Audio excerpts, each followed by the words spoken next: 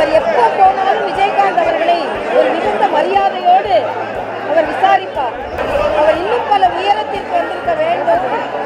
ஆனால் அவரோட உடல்நிலை அவருக்கு ஒத்துக்கொள்ளவில்லை. ஒரு தனிப்பட்ட சகோதரரை இழந்த மாதிரி நான் விளங்குறேன்.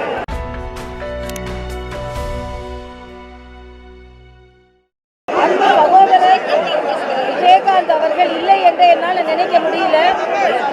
அதே அலுவலகத்திற்கு அவரை அரசியல் தலைவரா, ஒரு துணிச்சலான தலைவரா, பல முடிவுகளை எடுக்கக்கூடிய தலைவரா இதே அலுவலகத்துக்கு நான் வந்திருக்கிறேன்.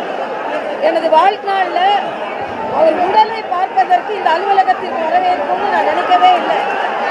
அவர் ஒரு நல்ல மனிதர். அவர் மரியாதைக்குரிய பாரத பிரதமர் மீது மிகுந்த மரியாதை வைத்திருந்தார்.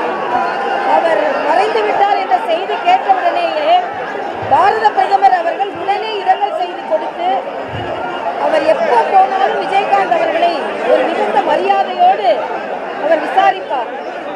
ஆக இந்த இழப்பு யாராலும் தாங்க முடியாத ஒன்று. அவர் இன்னும் பல உயரத்திற்கு வந்திருக்க வேண்டும். ஆனால் அவரோட உடல்நிலை அவருக்கு ஒத்துக்கொள்ளவில்லை. அவர் தொண்டர்களுக்கு அந்த இழப்பை தாங்குகின்ற ஒரு மன தைரியத்தை கொடுக்க வேண்டும் என்று நான் கேட்டுக்கொள்கிறேன். அக்கா பிரேமலதா அவர்களுக்கும் தம்பி சுதீஷ் அவர்கள் எல்லாம் மனதைரியத்தோடு இருக்க வேண்டும். அவர்களுக்கு தொண்டர்கள் ஆதரவாக இருப்பாங்க என்று நான் கேட்டுக்கொள்கிறேன். ஒட்டுமொத்தமாக ஒரு நல்லவரை நாம் இழந்திருக்கிறோம். ஒரு வெள்ளந்தியான ஒரு மனிதரை இழந்திருக்கிறோம். அவருக்கு ஆறுதல் சொல்ல முடியாமல் கூட்டம் கூட்டி இருக்கிறது. நான் பலமுறை அவர் அரசியல் ரீதியாகவும் சந்தித்திருக்கிறேன். திரைப்படத்திலும் அவர் நல்ல மனிதர். ஒட்டுமொத்தமாக ஒரு நல்ல மனிதரை நாம் இழந்திருக்கிறோம். ஆழ்ந்த இரங்கலை நாம் தெரிவிக்கிறோம். எனக்கு இது ஒரு தனிப்பட்ட இழப்பு. ஒரு தனிப்பட்ட சகோதரரை இழந்த மாதிரி நான் விளங்குறேன். நான் கவர்னர் ஆனவுடனே எங்க குடும்பத்தில் ஒருத்தங்க கவர்னர் ஆயிட்டார் அப்படின்னு சொன்னார். அந்த வார்த்தைகள் எல்லாம் என்னால் மறக்க முடியாத ஒன்று. அவரது ஆத்மா சாந்தி அடைய நான் இறைவனை பிரார்த்திக்கிறேன். அந்த சகோதரர் விஜயகாந்த் அவர்கள் இல்லை என்று என்னால் நினைக்க முடியல. அதே அலுவலகத்திற்கு அவரை அரசியல் தலைவரா, ஒரு துணிச்சலான தலைவரா, பல முடிவுகளை எடுக்கக்கூடிய தலைவரா இதே அலுவலகத்துக்கு நான் வந்திருக்கிறேன். எனது வாழ்நாளில் அவர் உடலை பார்ப்பதற்கு இந்த அலுவலகத்திற்கு வரவேற்கும்னு நான் நினைக்கவே இல்லை. அவர் ஒரு நல்ல மனிதர். அவர் மரியாதைக்குரிய பாரத பிரதமர் மீது மிகுந்த மரியாதை வைத்திருந்தார்.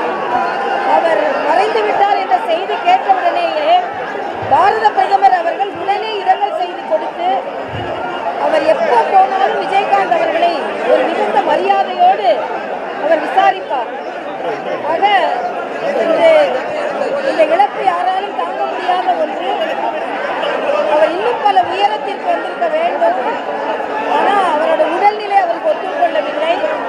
அவர் தொண்டர்களுக்கு அந்த இழப்பை தாங்குகின்ற ஒரு மன தைரியத்தை கொடுக்க வேண்டும் என்று நான் கேட்டுக்கொள்கிறேன்.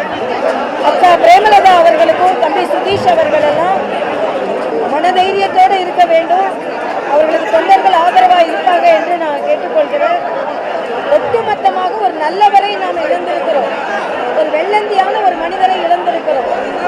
அவருக்கு ஆறுதல் சொல்ல முடியாமல் கூட்டம் கூட்டி இருக்கிறது. நான் பலமுறை அவர் அரசியல் ரீதியாகவும் சந்தித்திருக்கிறேன். திரைப்படத்திலும் அவர் நல்ல மனிதர். ஒட்டுமொத்தமாக ஒரு நல்ல மனிதரை நாம் இழந்திருக்கிறோம். ஆழ்ந்த இரங்கலை நாம் தெரிவிக்கிறோம். எனக்கு இது ஒரு தனிப்பட்ட இழப்பு. ஒரு தனிப்பட்ட சகோதரரை இழந்த மாதிரி நான் விளங்குறேன். நான் கவர்னர் ஆனவுடனே எங்க குடும்பத்தில் ஒருத்தங்க கவர்னர் ஆயிட்டார் அப்படின்னு சொன்னார். அந்த வார்த்தைகள் எல்லாம் என்னால் மறக்க முடியாத ஒன்று. அவரது ஆத்மா சாந்தி அடைய நான் இறைவனை பிரார்த்திக்கிறேன்.